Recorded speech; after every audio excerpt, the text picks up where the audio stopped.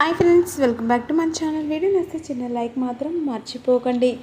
సుమతి అత్తయ్య ఫోటో తీసుకొచ్చి నేను హాల్లో పెడితే మీరు ఏం చేశారు, ఎవరికి తెలియనట్టుగా ఆ ఫోటోను కాల్ చేశారని చెప్పేసి ఈ విధంగా మహాలక్ష్మి గురించి అంతా బయట పెడుతుండగా ఆ మాటలు విని మహాలక్ష్మి షాక్ అయిపోతుంది. మా అత్తమ్మ రాసుకున్న డైరీలో ఆఖరి పేజీలు చినిగిపోయి ఉన్నాయి, అవి మీరే చించేశారని నాకు డౌట్గా ఉందని చెప్పేసి ఈ విధంగా సీత అంటుంది. నేనెందుకు చించేస్తాను సీత అని చెప్పేసి ఈ విధంగా మహా అంటుండగా, ఎందుకంటే నీకు రహస్యమైన గతం ఉంది కాబట్టి అని చెప్పేసి సీత అంటుంది. నాకు అలాంటి సీక్రెట్స్ ఏమీ లేవు, నేను సుమతి ఒక మంచి ఫ్రెండ్ అని నీకు ముందే చెప్పాను కదా అని చెప్పేసి మహా అంటుంది. నేను ఎంతగానో అడిగితే మాత్రమే మీరు చెప్పారు, మా అత్తయ్యకు అన్నయ్య ఉన్నాడని ఎంక్వైరీ చేయమని మీకు చెప్తే మీరు చేశారా అని చెప్పేసి సీత మహాను ప్రశ్నిస్తూ ఉంటుంది. అన్నయ్యతో ఏనాడో సంబంధం తెగిపోయిందని సుమతి నాతో చెప్పింది అని చెప్పేసి మహాలక్ష్మి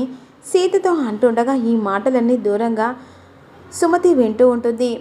అంటే విడిపోయానని ముందే చెప్పిందా, లేకుంటే నువ్వు కల్పించుకొని అత్తయ్యతో వాళ్ళ అన్నయ్య సంబంధం తెగిపోయిందని నువ్వు ఊహించి ఇలా చేసావా అని చెప్పేసి విధంగా సీత మహను అడుగుతూ ఉంటుంది.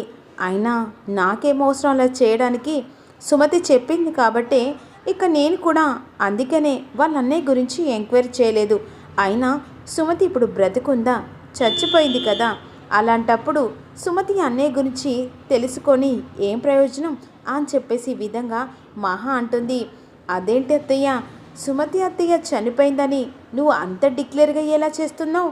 అంటే సుమతి అత్తయ్య చనిపోయిందని నీకు నిజంగానే తెలుసా, లేకుంటే అనుమానంతో సుమతి అత్తయ్య చనిపోయిందంటున్నావా, చంపేశావా అని చెప్పేసి ఒక్కసారిగా సీత మాట అనేసరికి మహాలక్ష్మి షాక్ అయిపోతుంది.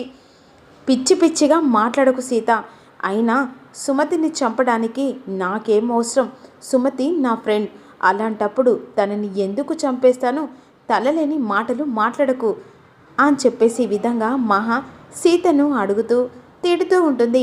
అదేంటత్తయ్య, నేను అత్తయ్యను చంపారా అని చెప్పేసి ఒక్క మాట అన్నందుకు మీరు అంత కోపంగా అంత కంగారుతో అలా మాట్లాడుతున్నారు అని చెప్పేసి సీత మహను అడుగుతూ ఉంటుంది.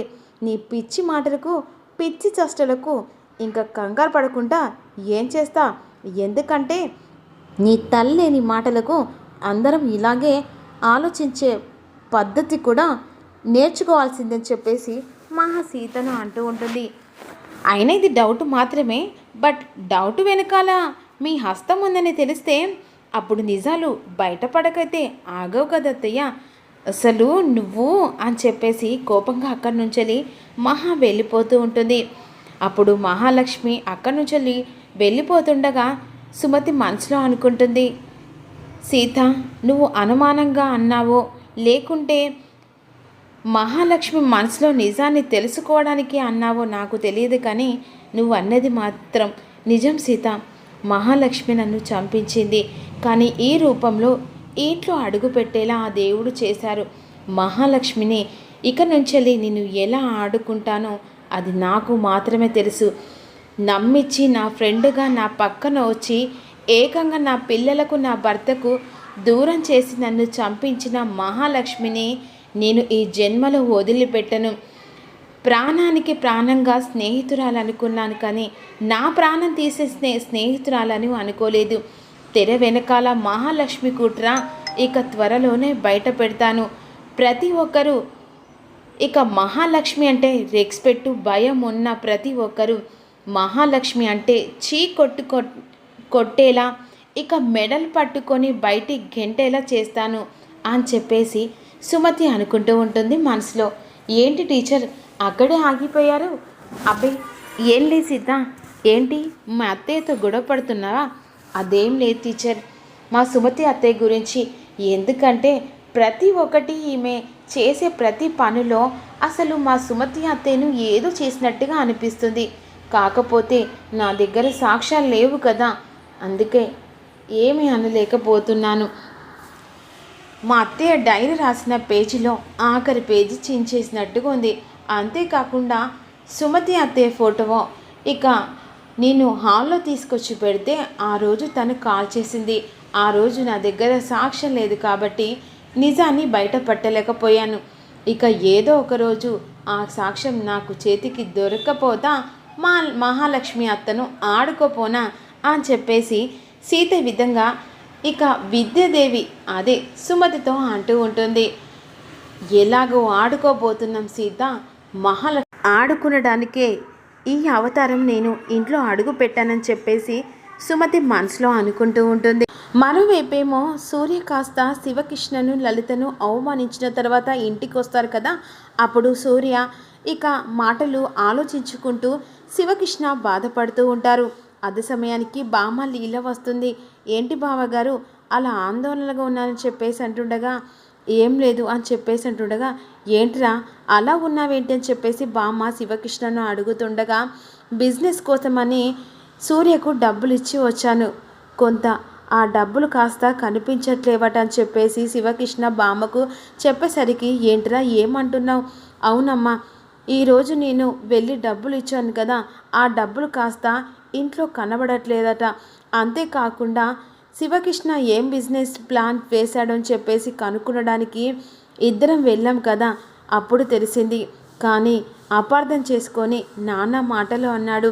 ఎలాగైనా పోలీసుని బుద్ధి చూపించడానికే డబ్బులు ఇచ్చి నన్ను అరెస్ట్ చేయడానికి వచ్చావని చెప్పేసి ఈ విధంగా అన్నారత్తయ్య అని చెప్పేసి లలిత బామ్మకు చెప్తుండగా, ఇక సూర్య అలా అపార్థం చేసుకున్నాడా, మరి మధుమిత ఏమనలేదని చెప్పేసి అంటుండగా, అది సైలెంట్గా ఉంది. అందరినీ ఇక కోపంగా సూర్య మాట్లాడుతూ అపార్థం చేసుకుంటున్నాడు. ఇక డబ్బులు ఎలా మాయమయ్యాయో ఎవరు తీశారో అంతు చిక్కట్లేదు అత్తయ్య అని చెప్పేసి లలిత బాధపడుతూ ఉంటుంది. అదేంటిరా ఇక సమస్య ఇక తీరుతుందని చెప్పేసి అనుకునే సమయంలో ఏదో ఒకటి ఇక మళ్ళీ మొదటికి వస్తుంది. సీత సమస్య పోయింది, ఇక మధుమిత సమస్య కూడా పోయి ఇంత డబ్బుతోని వ్యాపారం చేసుకుందామని అనుకుని మీరు డబ్బులు ఇచ్చొస్తే మళ్ళీ మొదటికి వచ్చింది ఏంటని చెప్పేసి బామ్మ బాధపడుతూ ఉంటుంది. ఎలాగైనా ఆ డబ్బుల గురించి తెలుసుకుంటాలే అమ్మ అని చెప్పేసి శివకృష్ణ ఇక ఆఫీస్కి బయలుదేరుతూ ఉంటారు. ఈలోపు మహాలక్ష్మి సీత అన్న మాటలు గుర్తు చేసుకుంటూ సుమతి గురించి ఒక్కొక్క క్వశ్చన్ అడుగుతూ ఉంటుంది కదా, ఆ మాటలు గుర్తు చేసుకుంటూ ఈ విధంగా అనుకుంటూ ఉంటుంది. సందర్భం దొరికిన ప్రతిసారి సీత సుమతి ప్రస్తావన తీసుకొస్తూ ఉంది. ఇలాంటి టైంలో సుమతి బ్రతికే ఉందని సీతకు తెలిస్తే నా పరిస్థితి ఇక ఏదో ప్రస్తావనలో కాకుండా పరిస్థితి కూడా చాలా చేంజ్ అయిపోతుంది. ఇక సుమతి బ్రతికే ఉందని చెప్పేసి సీత అలా ఎంక్వైరీ చేసైనా సుమతిని మళ్ళీ తిరిగి ఇంటికి తీసుకొస్తుంది.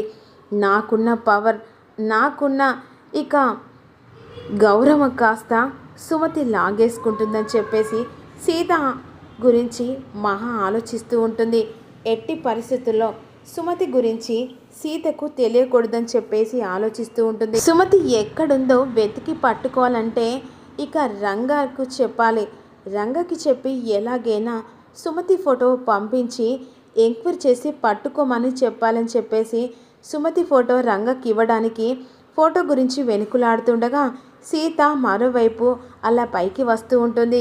ఇక కబోర్డ్లో ఉన్న శారీస్ కాస్త తీసి మహాలక్ష్మి సుమతి ఫోటో గురించి వెనుకులాడుతూ ఉంటుంది. కబోర్డ్లో ఉన్న శారీస్లలో సుమతి మహాలక్ష్మి ఫోటో కనబడుతుంది. అప్పుడు చేతిలో పట్టుకొని మహా ఈ విధంగా అంటుంది, ఓసే సుమతి, ఎక్కడున్నా నిన్ను ప్రాణులతో బ్రతకనివ్వని అని చెప్పేసి విధంగా అంటుంది. సీత అదే సమయానికి పైకి వస్తూ ఉంటుంది. మహాలక్ష్మి చేతిలో ఉన్న ఫోటో కాస్త కింద పడిపోతుంది. కింద పడ్డ ఫోటో మహాలక్ష్మి ఫోటో తీసుకుంటున్న సమయంలో అదే సమయానికి సీత ఫోటోను చూసి ఏంటని చెప్పేసి అలా వెంటనే ఫోటోను పట్టుకుంటుంది.